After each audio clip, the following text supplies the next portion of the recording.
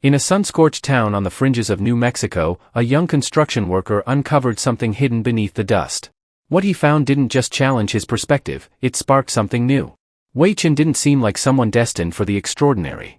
Most days, he faded into the arid backdrop of Las Pedras, a quiet town where time drifted slower than the desert breeze. His hands were unremarkable at first glance, rough, sun-baked, hardened from years of hauling bricks, cutting rebar, and wiping sweat with the same worn bandana tucked in his pocket. Locals knew Wei as the reserved guy who stayed put. While his high school classmates chased opportunities in Albuquerque, Denver, or northern oil rigs, Wei remained. He patched roofs, poured concrete driveways, and kept the old trailer he shared with his grandmother May upright, just barely. Every evening, as the desert light faded behind the sandstone hills, the aroma of steaming rice and sagebrush wafted through their trailer's cracked window, mingling with the soft rhythm of May's Buddhist chants. To outsiders, Las Pedras was a place where nothing happened, no new developments, no chain restaurants, no news. But to Wei, it was enough. He cherished the stillness before dawn, the chirp of cicadas at dusk, and the way clouds shifted hues before a storm. Grandma May, now in her 80s, still woke before sunrise. She'd sit at their worn wooden table, prayer beads in hand, murmuring to a small statue of Guanyin on a shelf. She believed in compassion and small miracles, even if her frail body no longer expected them. Wei didn't share her spiritual devotion, but he respected it. He admired how she never skipped her chance, asked for little, and always offered food to anyone who knocked, hungry or not. Wei spoke sparingly, not for lack of thoughts, but because the world rarely asked for them. He worked, came home, ate, and slept, a simple, steady rhythm. Until one morning, it broke. It was a blistering Monday, windless, so hot even the flies vanished. Wei had taken a job digging the foundation for a small prefab home on the town's edge, where ancient cottonwoods loomed over neglected land. The lot had been empty for decades. Some said it was once part of a mission settlement, long dismantled. Others called it snake-infested desert. By noon, Wei's shirt stuck to him like a second skin. He swung his pickaxe into the earth again. It struck something, not stone, not concrete, but a dull, hollow thud, like tapping glazed clay. He knelt, brushing dirt aside, expecting a pipe or debris. But his fingers grazed something curved, cool, fragile. He didn't know it then, but that moment shifted everything, for him, for Las Pedras, perhaps beyond. The sun blazed high, relentless, baking the sandy soil into a cracked crust under Wei's boots. The site was quiet, save for the faint hum of a generator and the rhythmic thump of shovels. The foreman was on a break, smoking, while others lounged in the shade of a half-built wall, sipping warm energy drinks. Wei kept digging, alone at the lot's far end, where the ground was too hard, too dry. Each strike of his pickaxe felt like it hit the desert's bones. Then, one swing landed differently, a muted knock, like tapping a buried jar. He paused, crouched, and swept the soil with his glove. The dirt gave way easily now, revealing something pale. A curve too smooth for rock. Dropping to his knees, he cleared more with his hands, dust rising in small clouds. His fingertips traced a smooth surface, then a crack, then a face. It wasn't a pipe or a shard. It was a sculpted face, serene, intact, with closed eyes and lips set in quiet calm. The figure, wrapped in frayed, crumbling cloth nearly fused with the soil, was no taller than a foot, carved from something like clay or aged plaster. Its expression stopped him, a blend of peace and profound sorrow. Wei hesitated, stepping back briefly before steadying himself. Were those tears in its eyes, or just a trick of dirt and light? He didn't call out to the others. Something urged him to keep this quiet. Later, the foreman would recall Wei leaving early, shirt untucked, eyes distant, skipping the usual clock out. Looked like he'd seen something unearthly, he'd chuckle. At home, Grandma May was chopping ginger when Wei entered the trailer, cradling his work shirt like it held something precious. She turned, wiping her hands on her apron, and frowned. "You're back early, eh, Wei?" He didn't reply. He set the bundle on the kitchen table, gently unwrapping it. May froze, her eyes widening. No words came. The statue gazed up, silent, tranquil. May reached out, her hand trembling, and touched its face. "This isn't from here," she whispered. "Not like any figure I know." Wei, still grappling with what he'd found, only nodded. The longer he looked, the heavier the statue felt, not in weight, but in presence, as if it carried a story too vast for that small trailer in Las Pedras. Carried something heavier than the earth it emerged from. Wei and May placed the statue on a small shelf beside a candle May kept burning for Guanyin. That night, the air shifted. The trailer, usually thick with the scent of heat and soy oil, carried a faint trace of sandalwood.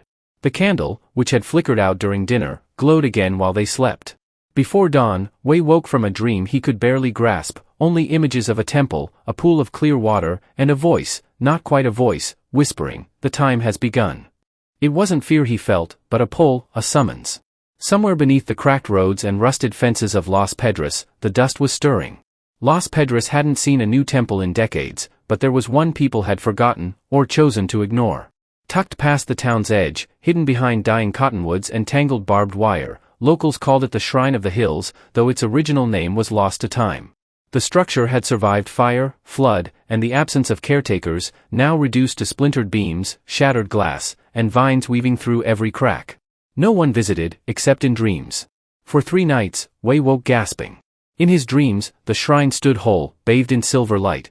The small statue floated above a well of clear water, surrounded by trees bending toward it in reverence. Each time, the same whisper echoed, "Bring her home." He told no one, not even May.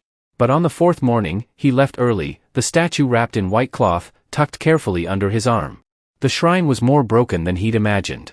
Its roof sagged, the wooden frame above the entrance leaned sideways, half-eaten by termites. The door hung loosely on rusted hinges. Inside, the dust felt heavy, as if time itself had settled there.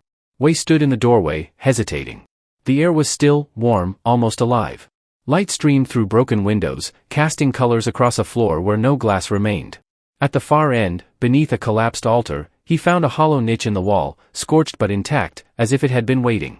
Without planning, without speaking, he moved. He placed the statue in the niche, surrounding it with smooth river stones he'd gathered outside. He didn't light a candle or say a word, but something responded. From a corner of the shrine, a faint trickle of water emerged, seeping through the floorboards with no visible source. It smelled of wet cedar and rain-soaked earth, sweet and ancient. Wei sank to one knee, then both, overwhelmed not by fear, but by awe. Later that day, May watched from the porch as Wei returned, silent, dusted with earth, but moving with a new certainty. She didn't ask where he'd been, only nodded, as if she sensed it. That night, the dreams grew sharper. The shrine pulsed with light, voices hummed softly in unison, and a woman's voice, clear as morning, called from beyond the trees, "Faith isn't what you know, it's what you carry."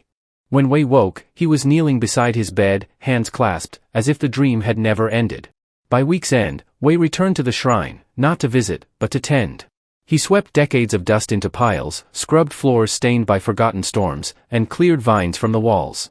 He worked not like a laborer, but like someone preparing for a guest.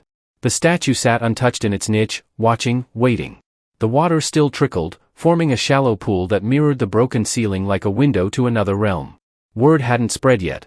Las Pedras spun on as always. But something had shifted, just slightly.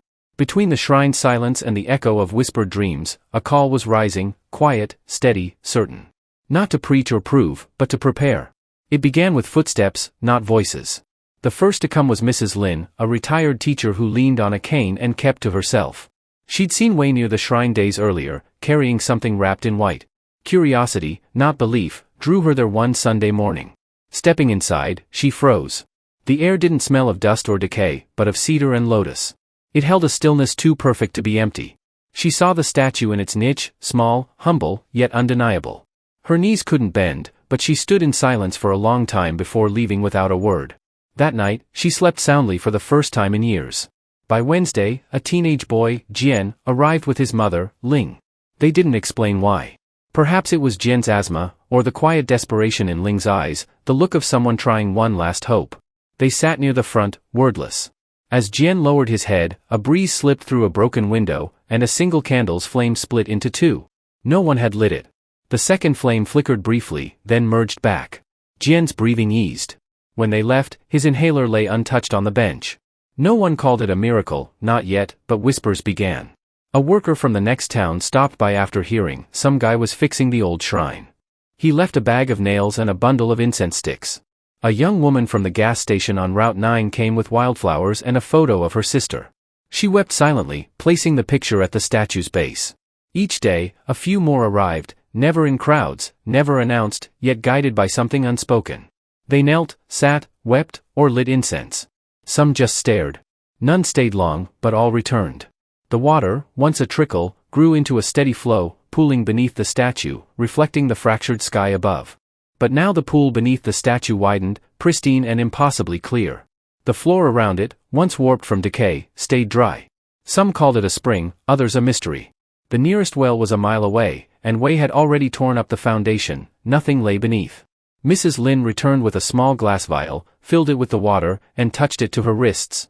For the ringing, she said. 2 days later, she claimed the hum that had haunted her since her husband's passing was gone. A rancher brought his blind dog. A woman left a folded baby blanket. A boy, clutching a worn baseball, whispered for his father and placed it beside the niche. Wei never invited them. He didn't post online or speak to reporters. Yet they came. Back at the trailer, Mei said little. One night, by the sink, she murmured without turning, "People don't come to the desert for comfort, Wei. They come when they've nowhere left to hide." That week, someone painted a single word on the shrine's door, not in anger, but in reverence: hope. No one claimed it. No one needed to. The message spread, not loudly, but steadily, like the statue's gaze in the candlelight, unprovable, yet undeniable. The shrine had no name, no sign, no schedule, but people came, more each week. They arrived in dusty trucks, creaking bikes, or on foot. Some carried prayer beads, others only silence. No one led chants. No one asked for offerings. They came and left touched by something wordless. Then the temple elders took notice. It began with an email from a young monk, Liang Zhao, visiting his family in Las Pedras. He wrote to his mentor in Santa Fe, "There's a shrine outside town locals call miraculous. Water flows with no source. People claim healing. No monk leads it, just a young man, Wei Chen, and a statue that feels different." The subject read, "Unverified devotion, urgent."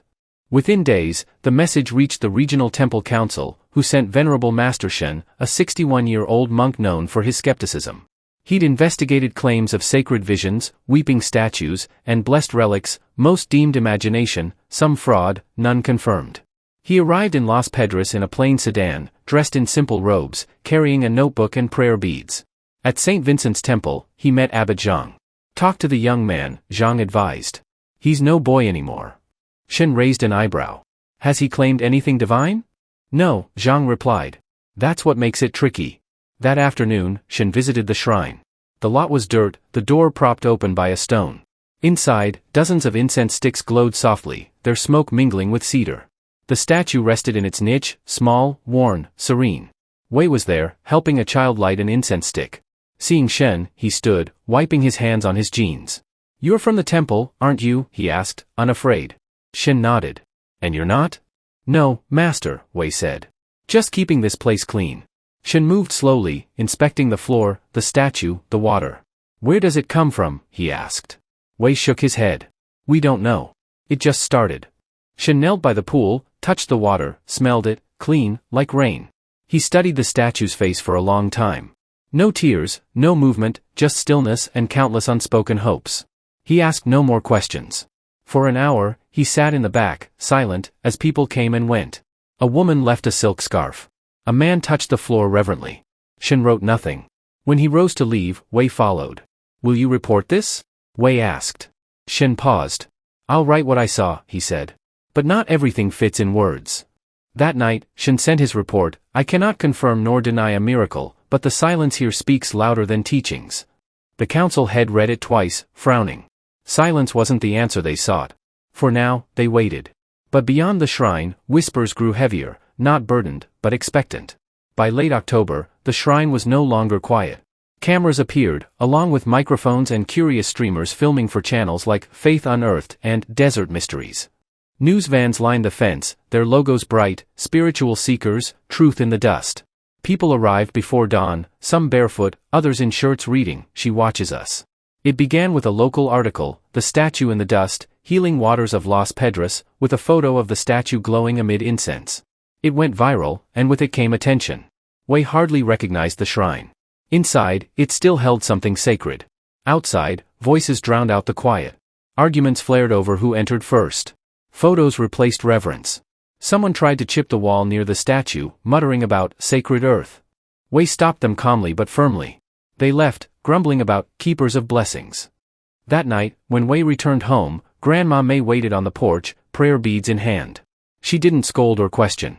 She only looked at him and said, "This isn't what she intended." Wei understood. The next morning, he found an envelope under the shrine's door. No address, no sender. Inside, a single sheet with 6 words in shaky handwriting: "You're playing with fire. Stop now." No name, no mark, but the warning was clear. Wei studied it, then folded it and tucked it into a drawer in the old altar table beneath the incense. He told Mei nothing, nor the regular visitors. That night, after locking the shrine, he stayed behind. Sitting on the cold wooden floor, hands on his knees, he gazed at the statue, its eyes closed, its face still touched by time. "What am I doing?" he whispered. "Why me?" No answer came. But outside, the wind stirred, and a loose page from a forgotten sutra drifted across the floor, stopping at his feet. He didn't touch it, only bowed his head. The tension grew. A local radio show aired a segment, Miracle or Mirage, the Los Pedros Mystery. A retired monk called it mass emotion.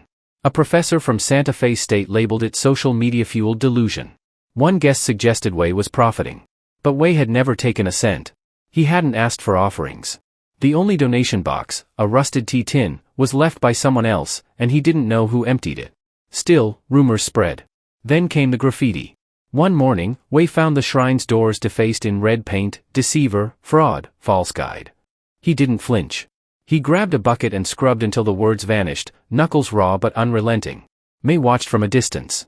That night, she brewed tea and sat beside him on the trailer steps. "They're afraid," she said softly. "Of what?" Wei asked. "Of what they can't own or control." He nodded. Then Wei went inside and pulled out a worn notebook. He wrote, not to the temple council, not to the press, but to her, "I don't know why you chose me. I'm not wise. I'm not devout. I dig trenches and mend fences. But if you're here, if this matters, I won't walk away. Even if they bar the doors, call me names, or leave me alone, I'll stay, not to protect you, but because I believe you stayed for me." He folded the note and placed it beneath the statue. The next morning, something had changed. A wooden carving, new and handcrafted, hung above the shrine's entrance, no nails, no rope, no signature. That evening, a woman arrived with her blind daughter. She didn't ask for miracles, just sat. As the sun dipped, she began humming an old lullaby. A boy joined, softly chanting a verse from the Heart Sutra. Incense curled, the air stilled. Wei stood at the back, hands clasped, eyes closed, feeling a peace not of answers, but of presence, even as the world tugged at him. No one expected the miracle at noon. It was a cloudless Saturday, heat rippling over the gravel lot outside the shrine. Inside, incense burned low, smoke pooling like breath on the stone floor. The benches held a scattered crowd, some meditating, some murmuring mantras, others gazing at the statue, waiting for something undefined. Among them was Mei Ling Tan, a journalist from Albuquerque, hair tied back, sunglasses perched on her head, a recorder in her lap. She'd come to debunk the story, sent by an editor who called it a viral curiosity, with one order: stick to facts, not feelings. She had facts, skeptic interviews, footage of the damp floorboards, samples of the sacred water. That morning, she'd pressed Wei, "Do you really believe statues weep?" Recorder in hand, she waited. Wei looked at her, then the crowd, then back. "I believe something's happening," he said. "You don't need to name it to honor it."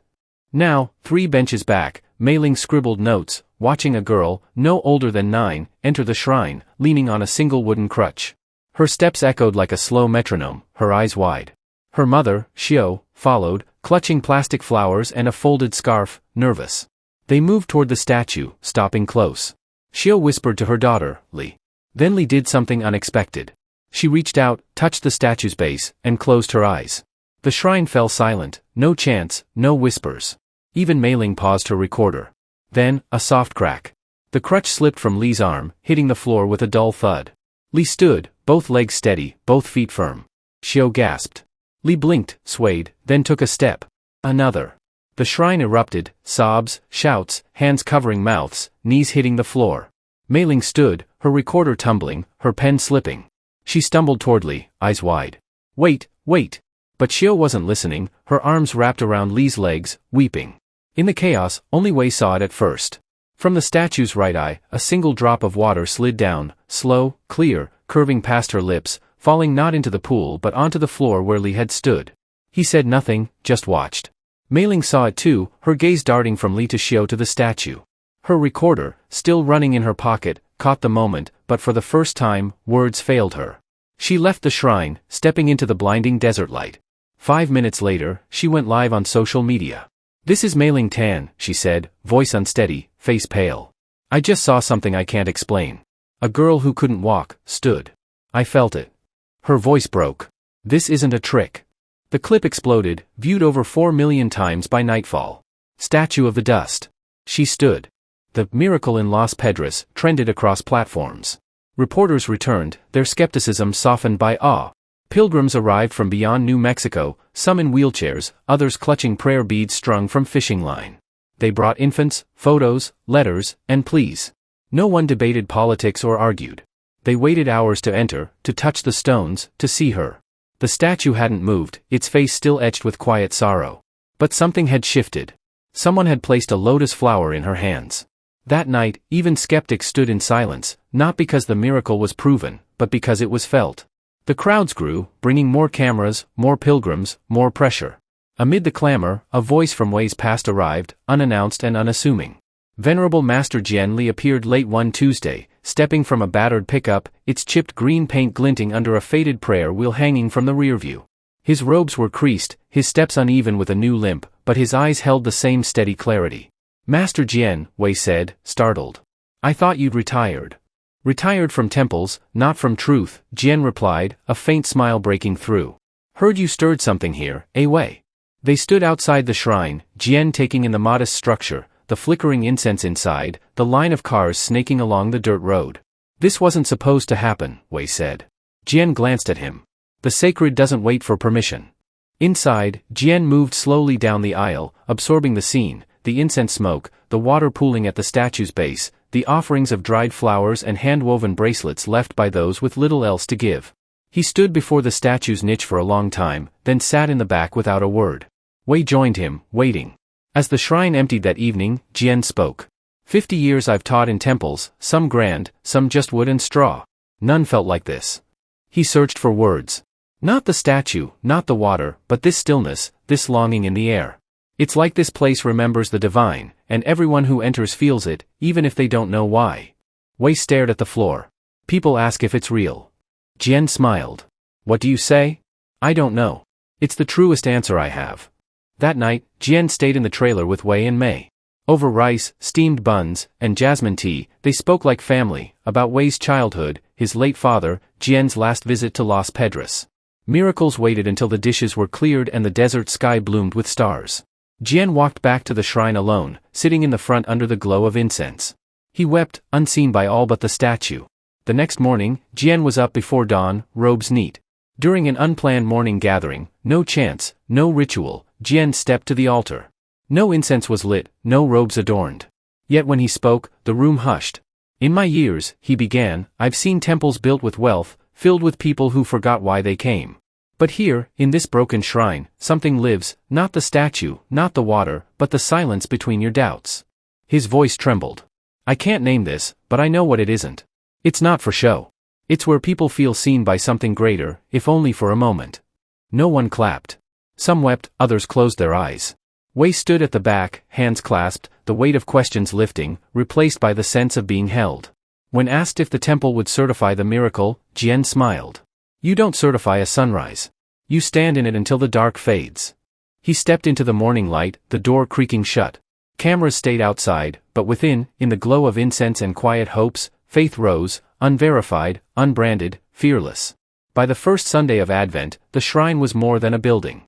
It was a beacon, guiding restless hearts to something forgotten, not through decrees or verified water, but because people came seeking peace, not proof. Wei rose before dawn, the desert painted in deep blues and purples, frost clinging to the shrine's roof. He washed his face in a tin basin on the porch, then pulled on his cleanest shirt, the one he'd worn when he found her. In his hands, he held a rough gray stone, etched with a faint cross-shaped crack, the first he'd struck that day. He'd kept it, a reminder that the sacred can hide in dust. The shrine hummed with life.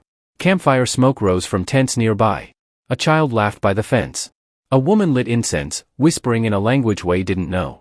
Inside, the benches were full, yet quiet, no chants, no announcements, just a shared breath. Wei walked to the front, past the statue and its growing offerings, photos, dried lotus petals, folded letters. He knelt, pressed the stone to his lips, and placed it at the altar's center. Turning to the crowd, mothers with infants, farmers in worn boots, elders clutching caps, he felt not the weight of their eyes, but the warmth of their presence, a silent vow to stay, not for answers, but for the stillness that held them all. His voice was soft, unpolished, but steady. I'm not a monk, Wei said. I'm not here to guide or explain. I found this statue buried in the earth, and since that day, everything's changed. I haven't seen visions or heard voices. But I've seen this place become a refuge, for grief, for healing, for silence. He paused, eyes glistening but fearless. If you came for answers, I don't have them. But if you came for a place where your heart can rest, you're home. He stepped back. A girl, perhaps 6, approached the altar, clutching a small incense holder adorned with colorful beads and paint. She looked at Wei, then at the statue. "Can I leave this here?" she asked. He nodded. She set it beside the stone, lighting it with a trembling hand. Others followed, one by one, with flowers, prayer beads, notes folded into tiny squares. No one guided them. No one rushed them. It simply unfolded. By noon, the altar was a mosaic of ordinary things, now sacred. That night, Wei left the shrine unlocked. He stayed, sweeping dust, replacing incense, shifting benches for those who needed rest. He didn't sleep. Sitting in the back, he listened to the beams creaking, the breeze slipping through broken windows, a soldier's whispered prayer, a child humming into her grandmother's shoulder. Faith wasn't proclaimed, it was lived. As midnight neared, Wei approached the statue again. Incense light flickered in her eyes, and in her hands, nestled in the folds of her carved robes, lay a fresh lotus flower. No one saw who placed it. No one needed to. Wei didn't speak. He only smiled, sensing a truth: this place wasn't his to guard or explain. It was for the weary, the hopeful, the believer, the skeptic, the silent sufferer, for anyone arriving with nothing but hope. A shrine born from dust. A statue once buried. A young man who became a bridge. A home for every soul seeking light. This story isn't just about a statue or a miracle. It's about heeding the quiet call within, choosing to protect what's sacred even when the world doubts you. In your life, that sacred space might be your family, your community, or the small acts of kindness that ripple beyond sight. If this story stirred something in you, consider following Touched by Grace. Share what moved you in the comments and pass this story to someone who might need hope. More stories of grace, courage, and quiet transformation await.